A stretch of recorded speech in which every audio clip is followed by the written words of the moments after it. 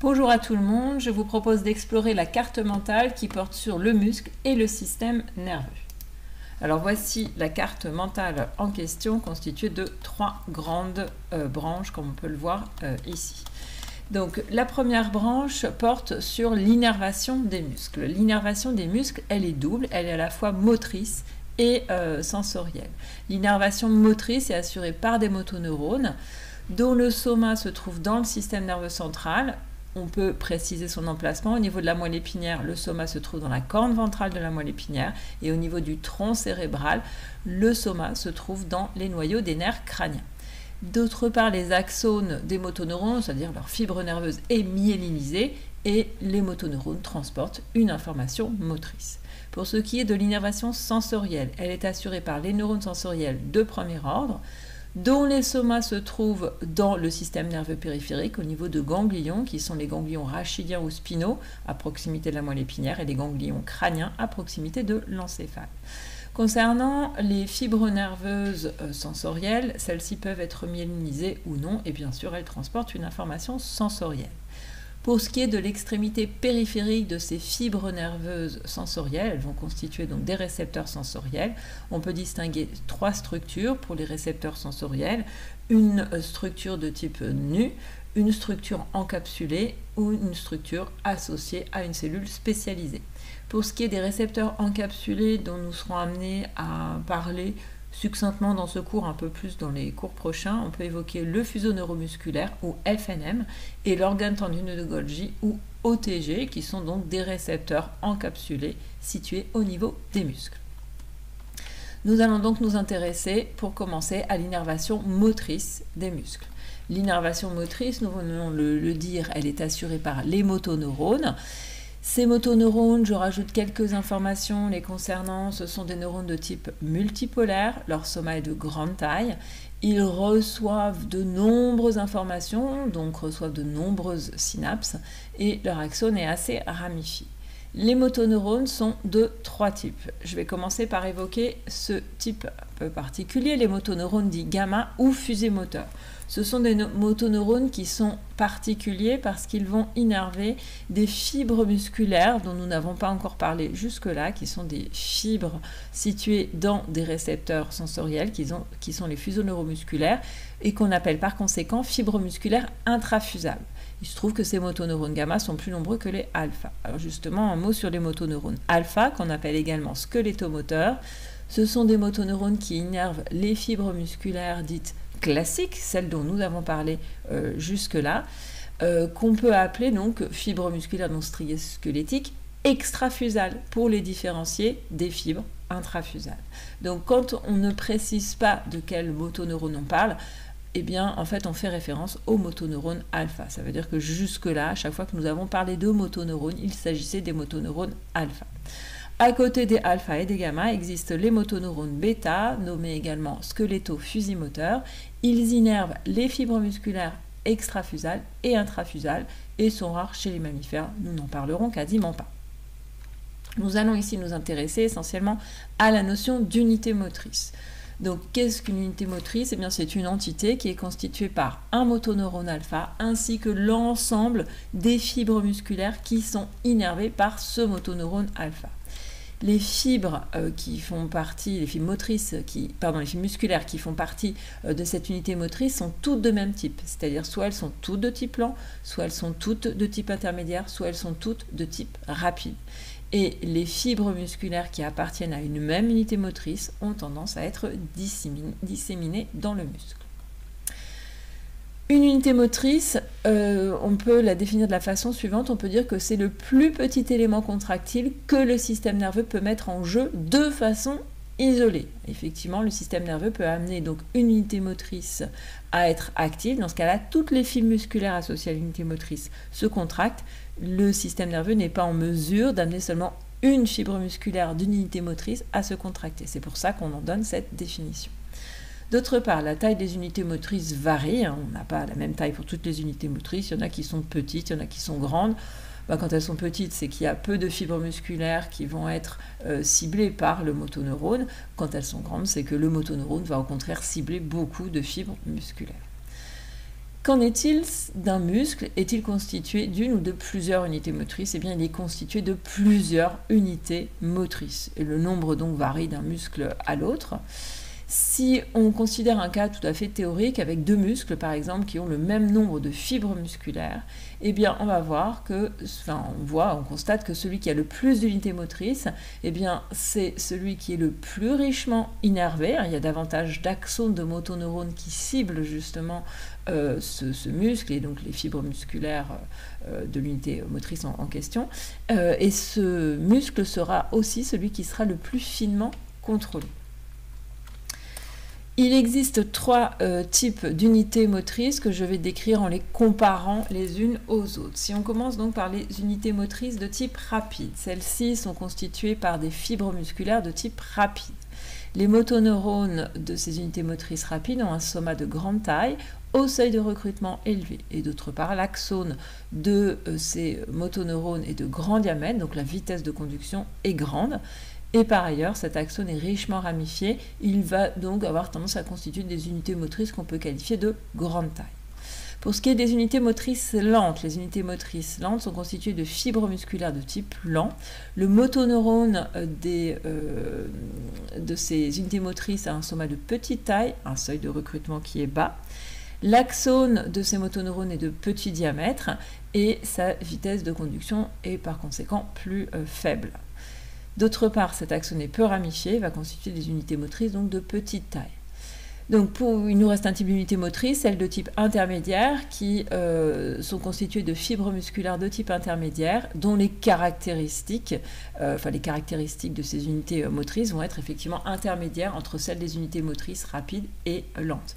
Une remarque, quand je parle de soma de grande taille ici et de petite taille ici, on reste toutefois sur des motoneurones, c'est-à-dire sur des cellules qui ont quand même un soma d'assez grande taille. Donc c'est par comparaison que j'ai évoqué ces termes. Qu'en est-il du recrutement des unités motrices? Alors, je reviens sur cette définition. Nous avons dit qu'une unité motrice est le plus petit élément que le système nerveux peut recruter de façon isolée, pour la raison que j'avais évoquée, que j'ai ici notée, c'est que quand une unité motrice est recrutée, eh bien, toutes les fibres musculaires qui appartiennent à cette unité motrice vont se contracter, parce que le motoneurone va tout simplement envoyer les mêmes ordres à toutes les cellules musculaires qu'il cible. Alors néanmoins, si on considère un muscle, eh bien, on va voir que la force d'un muscle est modulable. Elle dépend de deux paramètres. Tout d'abord, du nombre d'unités motrices qui est recruté. On parle dans ce cas de recrutement spatial qui obéit au principe dit d'Edman ou principe de taille, avec donc le système nerveux qui va en premier lieu recruter les unités motrices de type lent, dont le seuil de recrutement justement est bas, et en deuxième temps, les unités motrices rapides dont le seuil de recrutement est plus élevé. En fait, plus exactement, si on reprend les trois types d'unités motrices, le système nerveux va d'abord recruter les unités motrices lentes, puis les intermédiaires, puis les rapides qui seront recrutées en dernier, puisque ce sont celles qui ont le seuil de recrutement le plus élevé.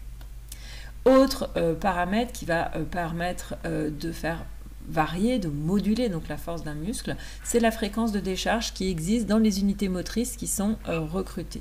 En effet, la fréquence de décharge peut être basse. Dans ce cas-là, les fibres musculaires vont présenter des tétanos assez peu fusionnés. Par contre, plus la fréquence de décharge est élevée, plus on va avoir un tétanos fusionné, voire à l'extrême, on peut aboutir à un tétanos parfait dans des circonstances particulières. C'est-à-dire quand vraiment on doit développer un maximum de force musculaire. D'autre part, le recrutement des unités motrices, il est asynchrone. Alors bien sûr, ça reste possible quand on est sur des contractions musculaires sous-maximales. Si bien sûr un muscle développe la force maximale qu'il est en mesure de développer, à ce moment-là, il n'y aura pas d'asynchronie, c'est-à-dire il n'y aura pas d'alternance dans le recrutement des unités motrices. Elles seront toutes recrutées au maximum de ce qu'elles peuvent fournir. Donc, quand on est par contre sur des contractions sous-maximales, inférieures à la force maximale que le muscle peut développer, à ce moment-là, on voit qu'il y a une certaine rotation, un asynchronisme dans le recrutement des unités motrices, ce qui permet de retarder en fait l'apparition de la fatigue musculaire. Globalement, on va avoir certaines unités motrices qui vont être actives, puis elles vont cesser de l'être au profit d'autres, et les premières qui étaient actives vont pouvoir se reposer, et ça va tourner donc de cette manière.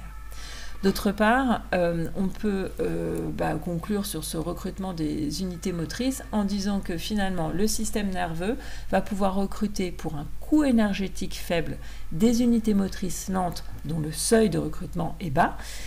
Ces unités motrices sont constituées de fibres lentes et vont être en mesure d'assurer des mouvements lents et relativement soutenus comme ceux qu'on observe durant l'activité posturale.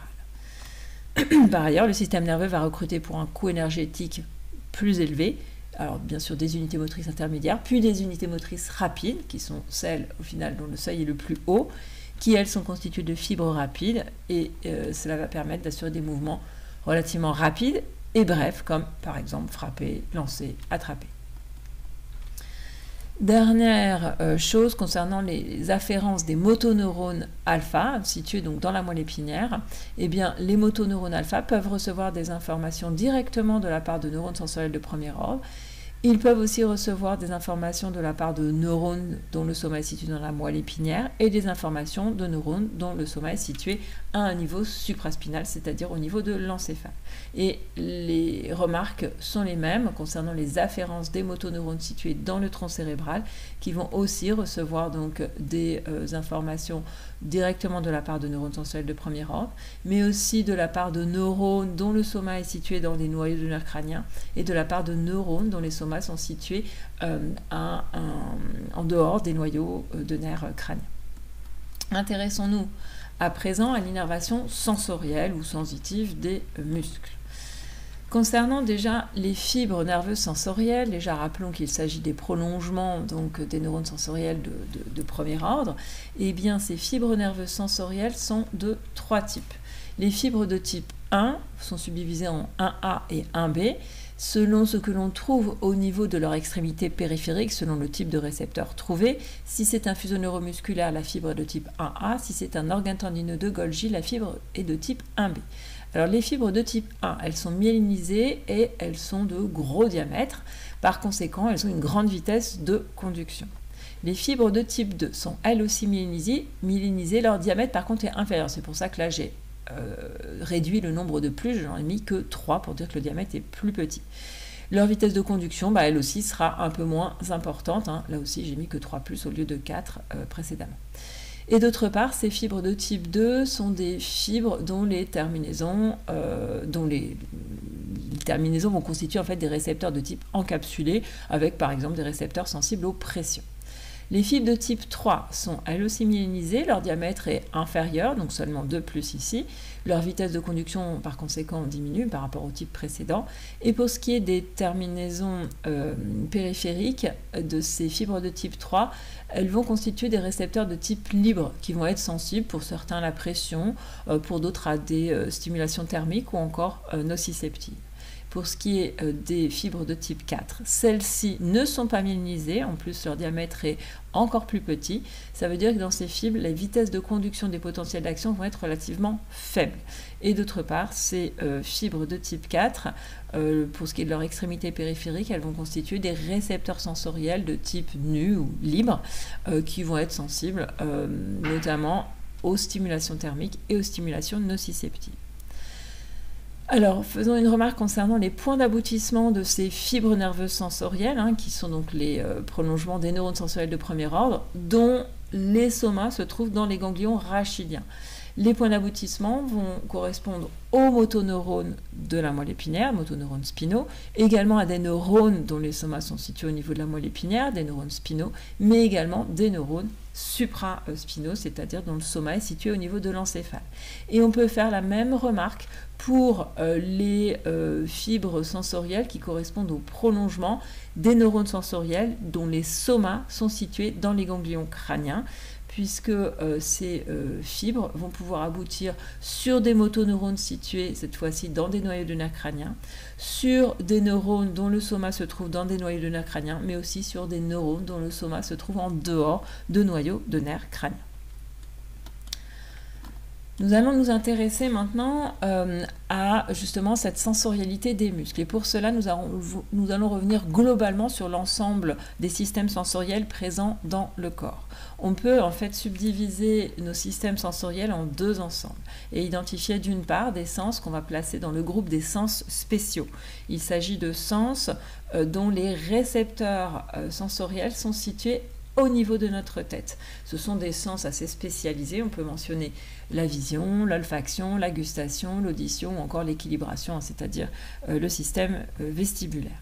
À côté de ces sens spéciaux existent donc des sens dits généraux qui impliquent donc des récepteurs qui sont situés sur tout le corps, tête comprise. Il s'agit donc du sens du toucher, qu'on peut appeler également le tact, du sens positionnel, du sens thermique, du sens lié à la perception douloureuse ou encore à la nociception.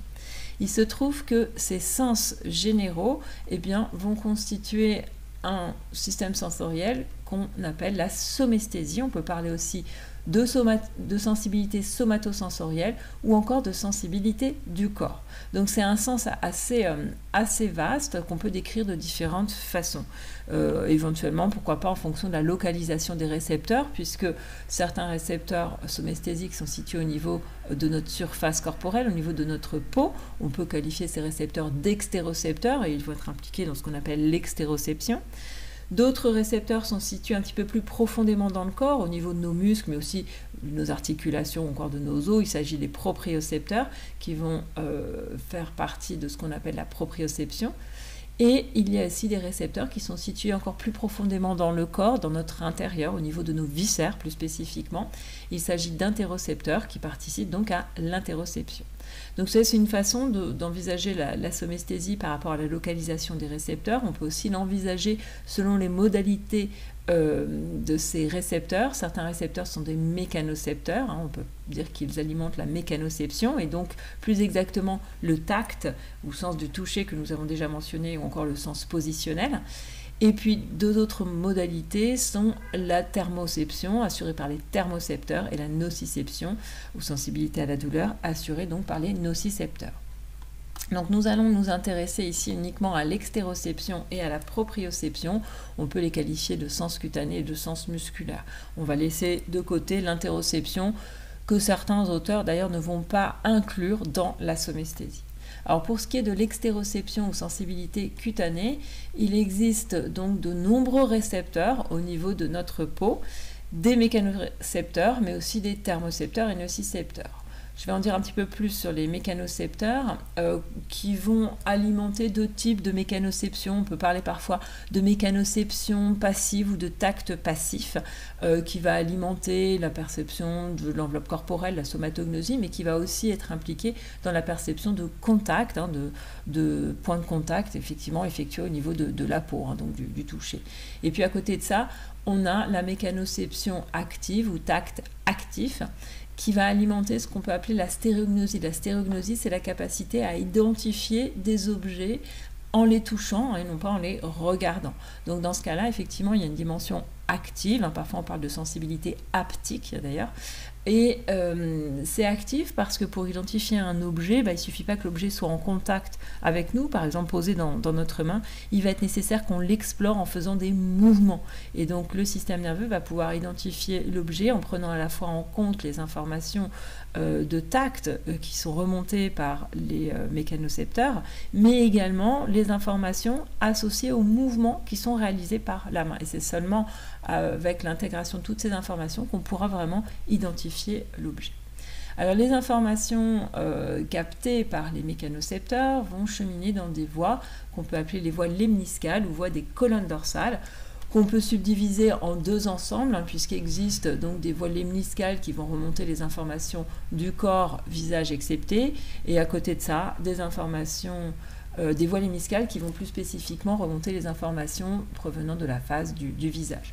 Alors, les appeler voies lemniscales, c'est voies lemniscales au sens large, au sens plus strict, on va les appeler voies trigéminales.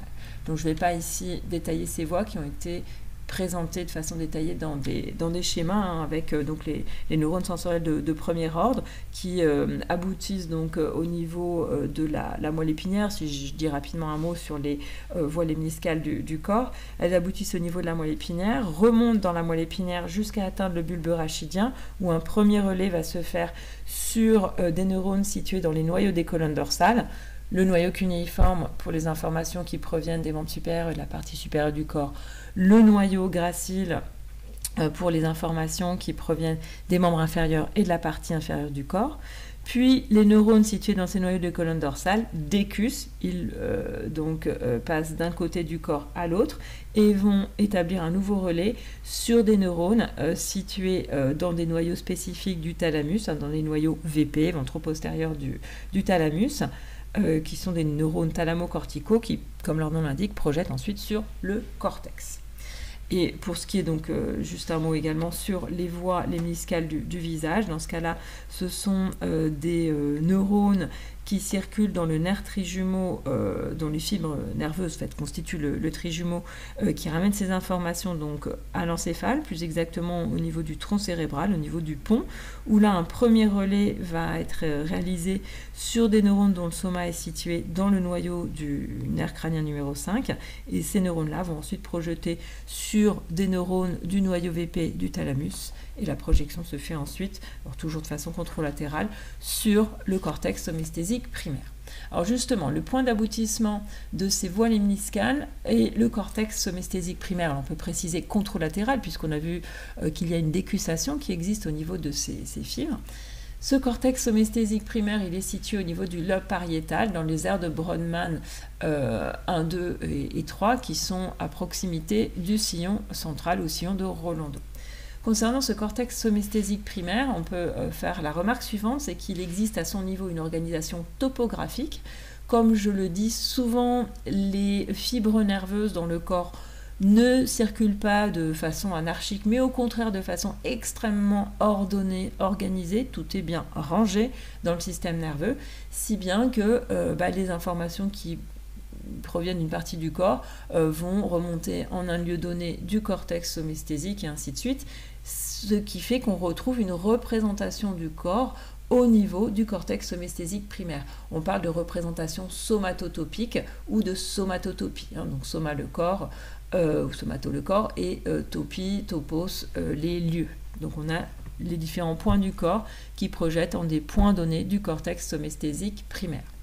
Et si on regarde ces projections d'un peu plus près, déjà on voit que sur la partie latérale arrivent les informations du visage. Un petit peu au-dessus, on va retrouver la main, le membre supérieur, ensuite le tronc, et au niveau de la région interhémisphérique, donc sur la partie médiale du cortex somesthésique primaire, on va retrouver les projections qui proviennent des membres inférieurs.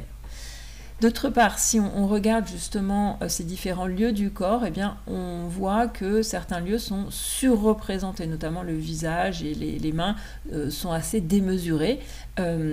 Et cela est lié donc au nombre de récepteurs sensoriels, à leur finesse de détection, qui va faire qu'effectivement certaines zones du corps sont plus représentées que d'autres. Et ça apparaît de façon assez évidente dans des petits personnages qu'on peut construire en se basant justement sur ces proportions corticales du corps, représentation qu'on appelle homoncule ou homonculus. Donc là il s'agit d'un homoncule ou homonculus sensoriel, hein. Donc il y a un petit personnage avec donc un visage démesuré et des mains démesurées en lien avec la densité en récepteurs sensoriels qui existent dans ces zones du visage.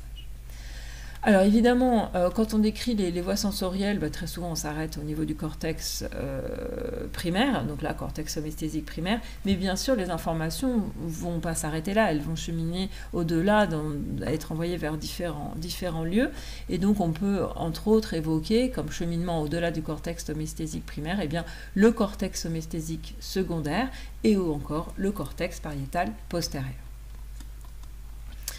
Alors, je disais donc qu'au niveau de notre peau, il existe de nombreux récepteurs, donc ces mécanorécepteurs que nous venons un peu plus de détailler, mais il existe aussi des thermocepteurs et des nocicepteurs. Donc les premiers participent à la thermoception, les nocicepteurs à la nociception, donc à la perception de la douleur.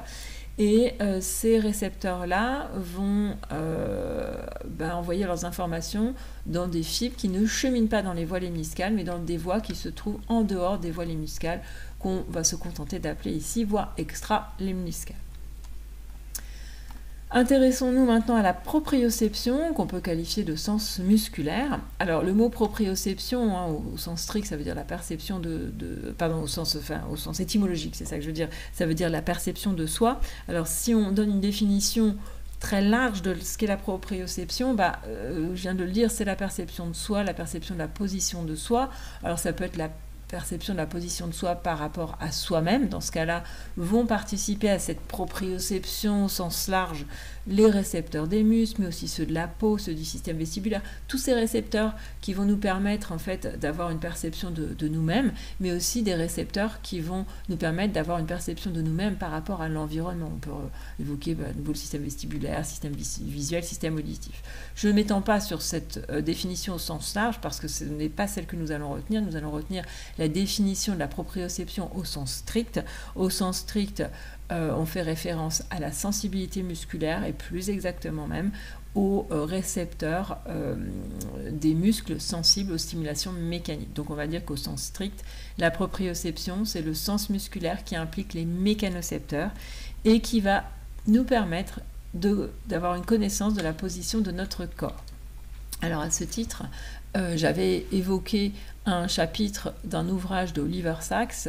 L'ouvrage s'intitule donc L'homme qui prenait sa femme pour un chapeau, et le chapitre La femme désincarnée, puisqu'il s'agit du cas d'une femme qui a perdu cette proprioception et qui présente son histoire. Enfin, Oliver Sacks en présente l'histoire.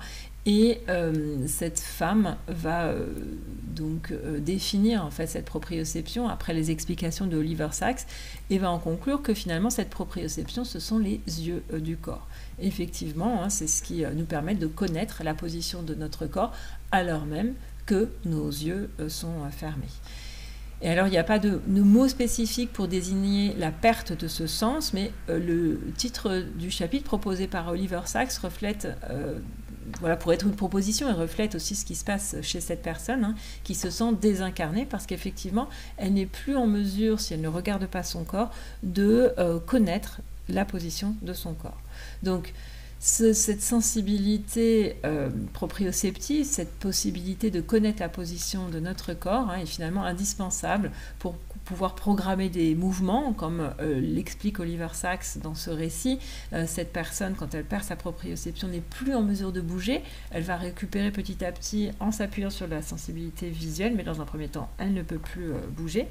Donc ça nous montre bien que cette proprioception est indispensable pour réaliser des mouvements, pour programmer ces mouvements, mais aussi pour réguler des mouvements, parce que tout simplement quand un mouvement est programmé, tout ne peut pas être prévu par le système nerveux dans sa programmation. Et il y a besoin de réguler ce qui se passe au moment où les mouvements se réalisent. Et d'autre part, les muscles sont des entités biologiques, ils ne font pas toujours ce que le système nerveux demande, ils ne sont pas toujours dociles. Par exemple, si un muscle est fatigué, il peut ne pas répondre aux ordres demandés par le système nerveux. C'est une raison pour laquelle, entre autres, il est nécessaire de réguler les mouvements. Alors, disons un mot maintenant sur les voies nerveuses qui transportent les informations proprioceptives. Eh bien, en fait, on retrouve ici les voies hémiscales ou voies des colonnes dorsales, puisqu'elles transportent finalement à la fois les informations qui viennent des mécanorécepteurs de la peau, mais aussi les informations qui viennent des mécanorécepteurs des muscles. Alors, ces voies, on l'a déjà dit, elles aboutissent au niveau du cortex somesthésique primaire. La seule chose que je précise en plus par rapport à ce que j'ai dit précédemment, c'est qu'au niveau de ce cortex somesthésique primaire, je vous avais parlé d'une représentation du corps. En fait, des études plus détaillées ont pu montrer qu'il n'y a pas une mais 4 représentations du corps. Globalement, il y a 2 zones dans ce cortex somesthésique primaire qui vont essentiellement réceptionner les informations qui proviennent de la peau et 2 zones qui vont réceptionner les informations qui proviennent des muscles et des articulations. Et bien sûr, il y a à la fois une réception donc indépendante et puis une intégration qui va se faire de l'ensemble de ces informations. Par ailleurs, donc là, les informations qui cheminent dans ces voies hémiscales ou voies des colonnes dorsales vont pouvoir alimenter notamment la possibilité de connaître consciemment la position de notre corps. Mais d'autre part, ces informations proprioceptives, on l'a dit, elles sont très importantes pour réguler aussi les mouvements Et elles vont aussi cheminer dans d'autres voies. Entre autres, on peut évoquer des voies dites spinocérébelleuses, dont le point de départ va être des neurones situés donc dans la moelle épinière, des points d'aboutissement qui vont être situés au niveau du cervelet donc de l'encéphale. Et on peut préciser le cervelet ipsilatéral, hein, puisque effectivement les projections vont se faire ipsilatéralement. Alors, ces voies spinocérébelleuses, elles transportent des informations proprioceptives, pour certaines uniquement, et elles se subdivisent en deux voies. On a une voie qu'on appelle cunéocérébelleuse, parce que le point de départ n'est pas exactement la moelle épinière, mais une zone située dans le tronc cérébral qui est le noyau cunéiforme du bulbe rachidien. Et ensuite, les informations projettent sur le cervelet. Et à côté de ça, on a des voies dites spinocérébelleuses dorsales, qui, elles, vont bien avoir pour point de départ la moelle épinière. Alors, on a cette subdivision en ces deux voies, puisque les cunéocérébelleuses vont transporter les informations qui proviennent de la partie supérieure du corps et du membre supérieur du corps, et les voies spinocérébelleuses dorsales, elles vont transporter les informations qui proviennent de la partie inférieure du corps et du membre inférieur. À côté de ça, les voies spinocérébelleuses, pour certaines, deux autres voies spinocérébelleuses en fait, vont transporter des informations proprioceptives ainsi qu'un autre signal qu'on intitulera la décharge corollaire, qu'on explorera seulement dans le chapitre sur le cervelet. Ces deux voies sont la voie spinocérébelleuse rostrale, qui transporte des informations provenant de la partie supérieure du corps et du membre supérieur, et la voie spinocérébelleuse ventrale, qui transporte des informations qui proviennent de la partie inférieure du corps et du membre inférieur. Je n'évoque pas spécifiquement ces voies nerveuses, puisque nous les avons représentées dans des schémas. Juste un mot, hein, c'est que 3 de ces voies projettent ipsilatéralement parce qu'elles ne présentent aucune décussation, et l'une de ces voies, en l'occurrence la voie spinocérébelleuse ventrale, projette ipsilatéralement parce qu'elle présente 2 décussations. Elle croise 2 fois le plan de symétrie. Alors, je ne les ai pas notées là sur cette carte mentale, mais il existe aussi des voies dites spinocérébelleuses, ou plus exactement voies dites nucléocérébelleuses, qui transportent des informations proprioceptives provenant du visage. À côté donc des voies lemniscales, des voies spinocérébelleuses, eh bien on peut dire que les informations proprioceptives vont aussi être traitées localement. On peut parler de voies locales ou de circuits locaux qui vont utiliser ces informations et qu'on pourra mettre en lien avec l'activité réflexe qui sera étudiée dans le chapitre suivant. Donc, nous avons terminé avec cette carte mentale présentant les relations entre le système nerveux et les muscles, et je vous dis à bientôt pour une prochaine carte mentale.